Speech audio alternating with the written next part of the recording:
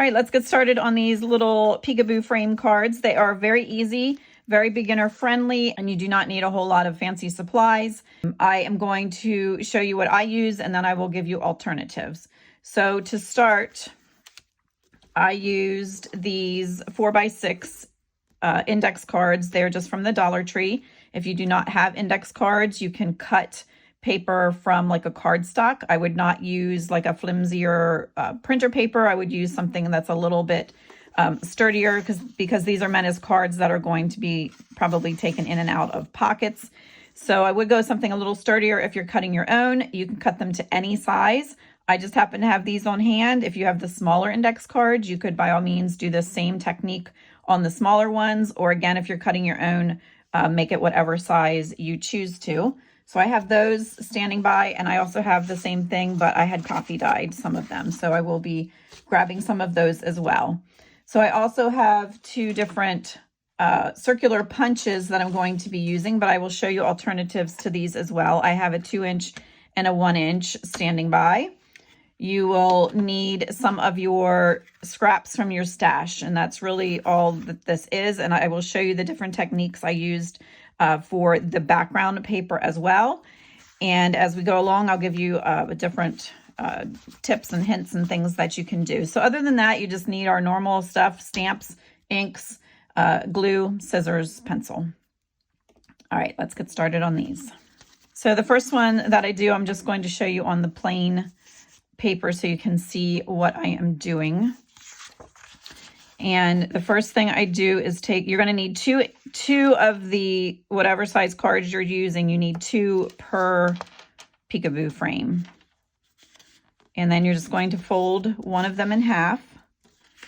And this is where I'm going to use my punch, but if you do not have one, I will show you an alternative in a second. So you're going to want to find the center, and I'm just eyeballing it. If you feel better marking it with a pencil, please do. And then whether you get more of an oval or a circle,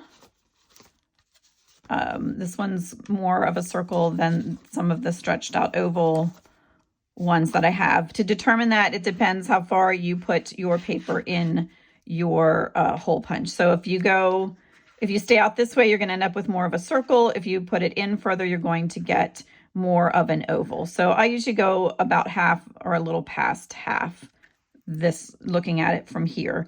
Then I'm making sure that I'm centered from side to side. And make sure that you're not in there at an angle either. Make sure you're straightened up there. And I am going to have to move it so I can see from a different angle other than what the camera is looking at if I have it right. Okay, and then you're just going to punch that. You can save these for your scraps. Then you end up with a oval that has these little notches in them. For this one, I left them in. Now that one got covered up anyway, but I left them in there. You can totally do that, or if you don't care for that, you can just take a scissors and trim them off.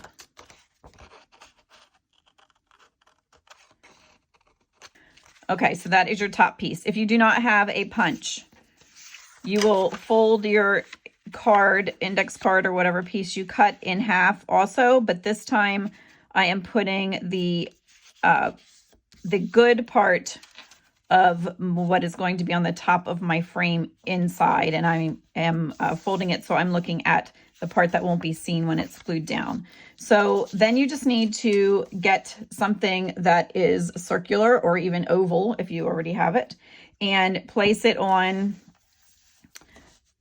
your card to whatever size oval you think that you are going to want, or circle, again, up to you. And then you're going to just trace around it.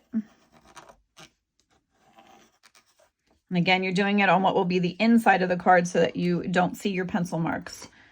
And then you're just going to cut.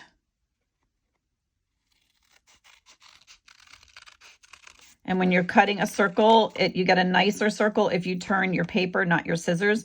So the scissors, all I'm doing is opening it, but my hand is turning this way and moving the card.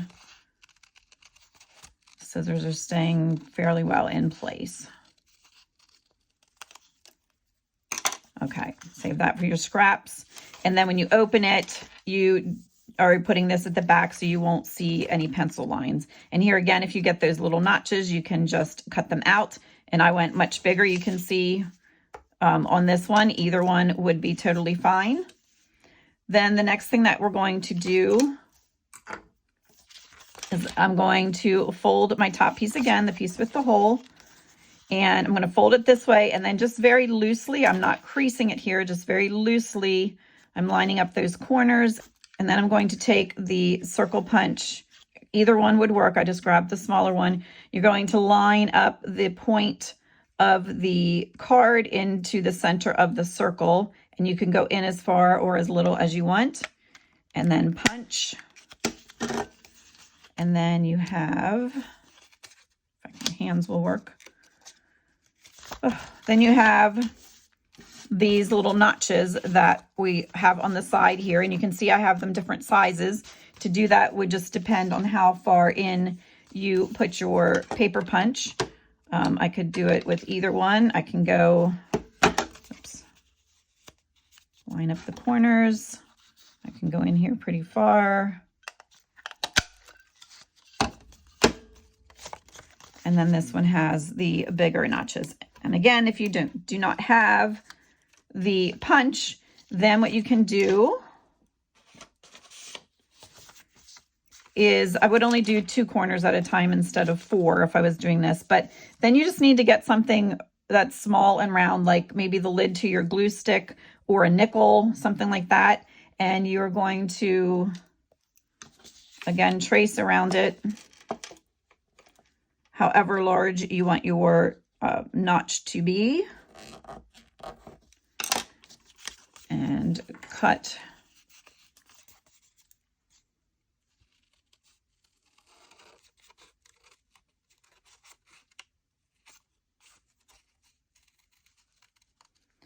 around that. And then I would take one of these pieces and put it over on my other side, and you can again either trace around it or just cut the way it is from there.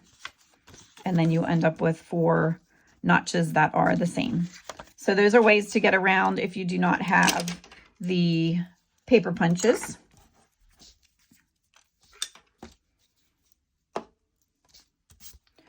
Okay, so now I have 2 here that have the holes ready. That is the front of the little frame. So now we need pieces for the back. And I'm just going to put that one to the side for a minute. So I used 3 different techniques for behind here. And I will show you the first one. Now you have to remember all that's going to be seen are the corners and the center. So I'm going to put that piece out of the way. I am just going to get out. We'll do the blue on this one. So some of you have seen me probably do this before, but I'm just putting some ink out. This is walnut stain and this is weathered wood. You could use whatever you happen to have. And then I'm just going to dip the corners of my paper in there, because that's all that's going to be seen are the corners.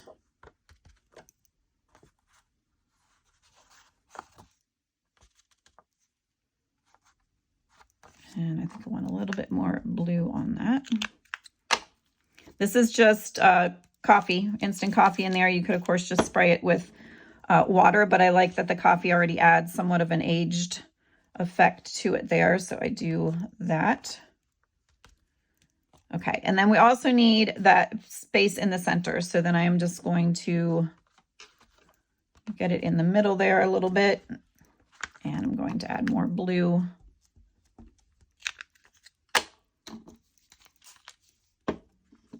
And try and get that right in the center.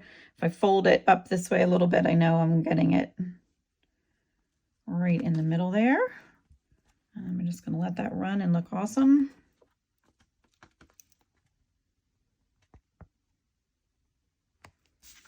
Okay, so I am going to wipe that up and dry this, and I will be right back.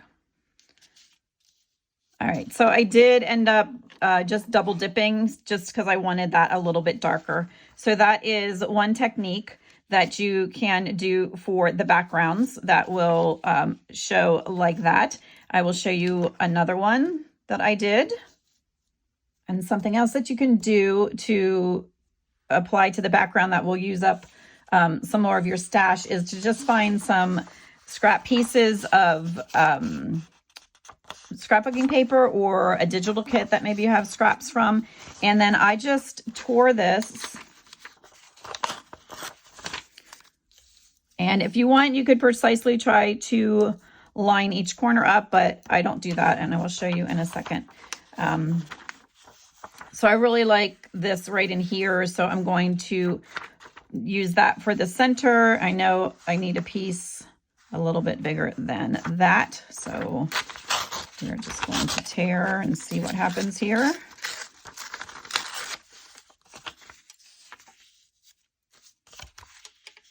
That will work. And then I just need a few more corner pieces. So I'm just going to use up some scraps. Okay, so those of you who like to use rulers and have everything precise are probably having a fit right now. But I just do it this way. I put some glue here on the corners, stick on my piece, glue on the corner, stick on the piece. Like I said, this is super simple for beginners and for anybody that just wants to do something that's easy and quick. All right. Flip it over and just trim the corners.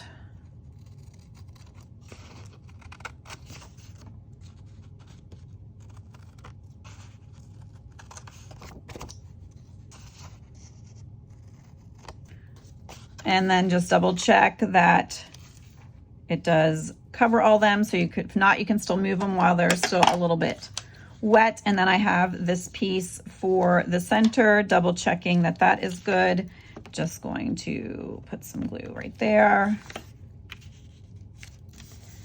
And just like that, we have another background ready to go.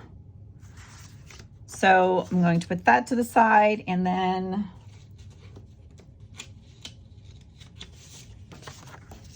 I'm just going to do it again with this other piece that I have.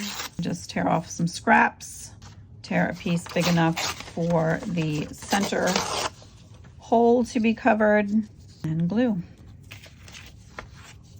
And then just trim around the edges. And then just like that, I have another one ready to go. And if I was not filming and was doing this and like mass making them, I would have done like a bunch of these that I had dipped, or I'd get a rhythm going with a bunch of these and do those. I wouldn't be flip-flopping back and forth between them. All right, so the other thing you can do, and I won't go through all the gluing and everything to show you again, but other than scrapbook paper, you can also tear some book pages, and that looks really cute also. And it also looks good with music. So to put some of that up in the corner, and I wouldn't worry about it being all straight. Would just put it right up in there. In fact, I think I'm going to do one of those off camera. And then while I'm doing that, I'm going to put up on the screen my newest Ko-fi shop freebie and a new digital kit, and I'll just flash them up there really quickly.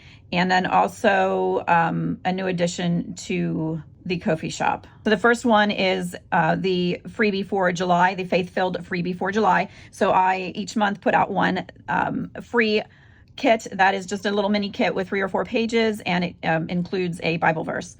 And so that's the one that is up for July. I got it put up a little bit later this month, so I apologize for that. Then this next one is a black and tan birds and blooms, and that is the newest digital kit that is posted on the Ko-fi shop. There will also be a listing for postage stamps. So they will be offered in sets of 25 or 50. And I will just go through and pick an assortment of colors and assortment of countries if I can. I'm not going to open it up to take requests for certain stamps. Like I said, it'll just be an assortment of colors and an assortment of countries. And they will all just arrive probably in a little envelope like this that's tucked down inside another envelope. And then I'll just show you real quick to determine if you're tearing this bigger piece and large enough for the center hole. I just lined up the top of it just a little bit over the hole, and then I just peek underneath and fold the paper back to where I would need it. And then it won't have so much bulk under there. All right, so we have the inking, we have the scrapbook paper or leftover digitals, and now we used either book page or music book paper. And then there is another one that I can show you quickly. If you like the grungy, more vintagey, coffee dyed look, you can just take your, well, there's two ways to achieve this. You can take the dauber and just add some color to the corners like this.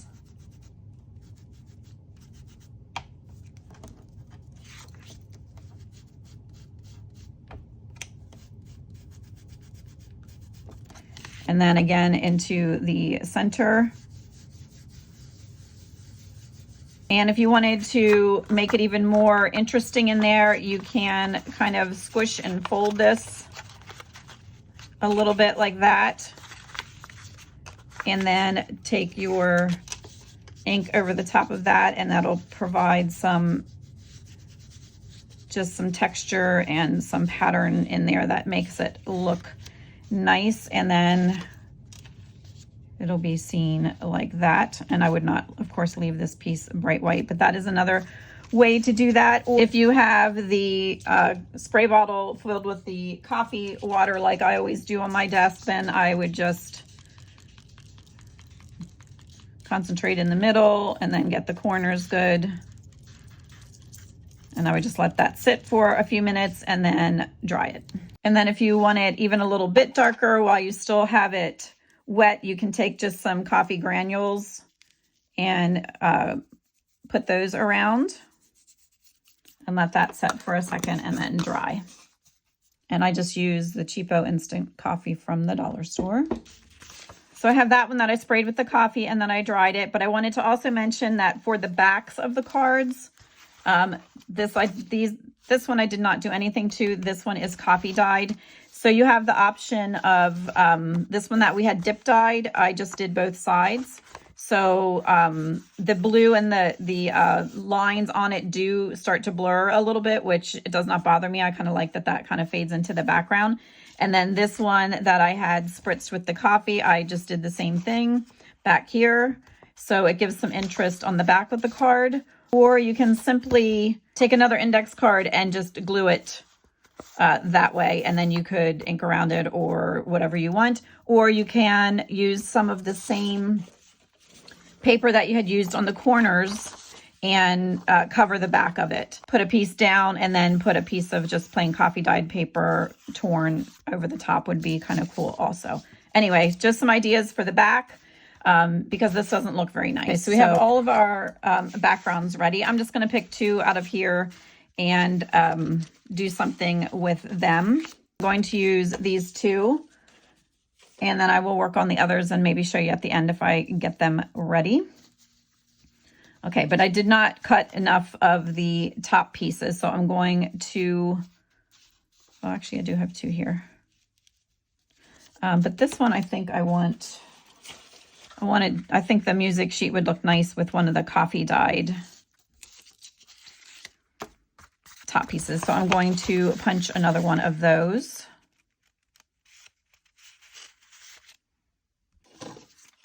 Okay, and then I'm left with this cool piece that will be nice in some clusters or collages.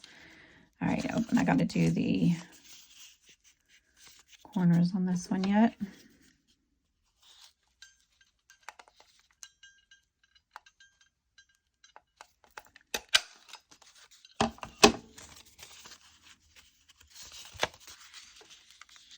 here are the two that I'm going to work on, and I will give you some suggestions of what we can put in the centers. I also usually ink around everything before I glue it together. I use a bird for this one, and I just sat him down in there, but then had his tail and his beak come out over the edge of the frame, which looked really cute.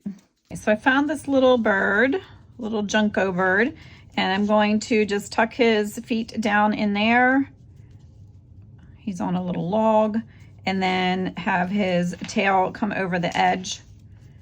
And I don't like all this plain white around him, so I am going to take this stamp, this one, that's it's from the Dollar Tree, and I'm going to use the weathered wood that I had used when we stained the backdrop of it, and I'm going to put that around here. And then I also am going to ink pretty heavily around the edges with the walnut stain. Okay, and then I also like to ink around the hole that we punched. So to do that, I'm just going to fold it and just get in there like that, and then flip it and do the same thing. And then we do have these folds right here. You can just ignore them if you want, but on each of mine, I just like that effect of it being even more aged. So I inked them just so they even stand out. Okay, so that would go along here.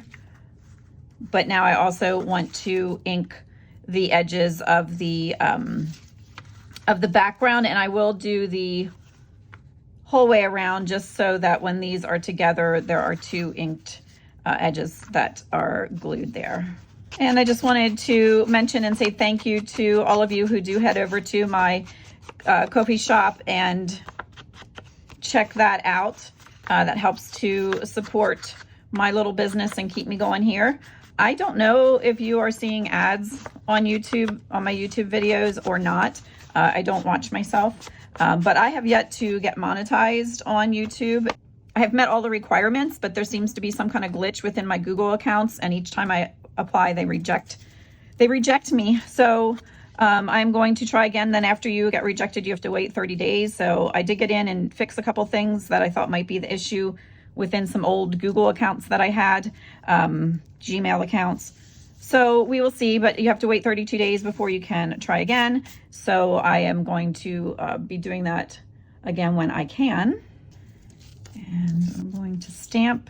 Typically, it's probably better to stamp before you glue it down, but here we are.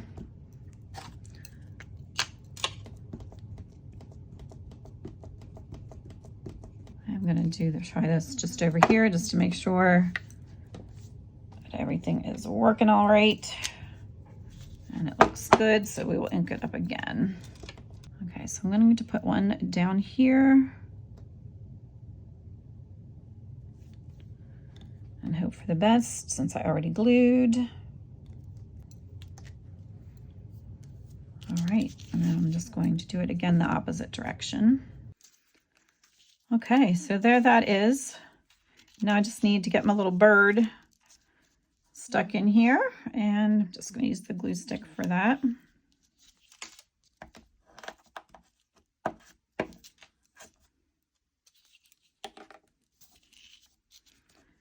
And I'm just going to pry the edge of that up just a tiny bit to tuck that in there.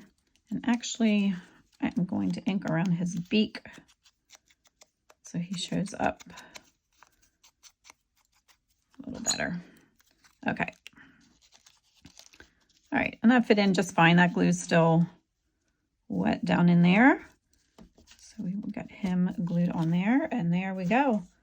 Got that done on the back. All right, so I think this is probably my favorite one so far. We could have keep going and add little collages and doodads like this one. I have little sayings that I had cut out of some books, and you could add something like that on there yet. But for the sake of the video, I'm going to stop on that one and just show you what we can do yet with this one. So I'm going to, again, get everything inked up off camera, and I will be back to show you have that all inked. And then I found a stamp I have that is a violin. I tested it out on some of the leftover paper first, and then I can always tear around those. I did it in gray, I did it in black, and I didn't care for it. So these two, I stamped it with gray, but then just did black along the edge.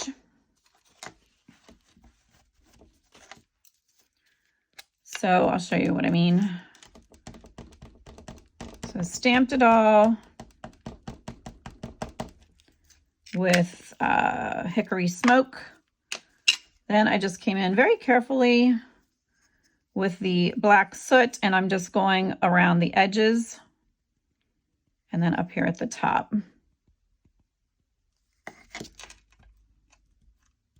Okay. Because the black got, I didn't care for all that dark in there, so that's why I'm putting the gray in the middle. So we will see what happens here. And this just barely fits in the hole. I'm going to put it on a little bit of an angle. If you would screw this up, since we didn't glue that piece down yet, you could always just take another piece of the music sheet and put it right over top and no one would ever know. All right, there that is. I have a pack of these little flowers I'm going to put down there.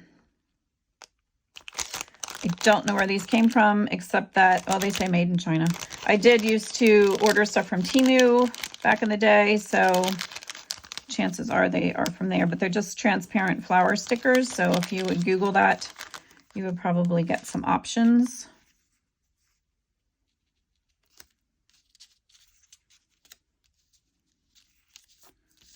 I think I like those that I had already pulled out.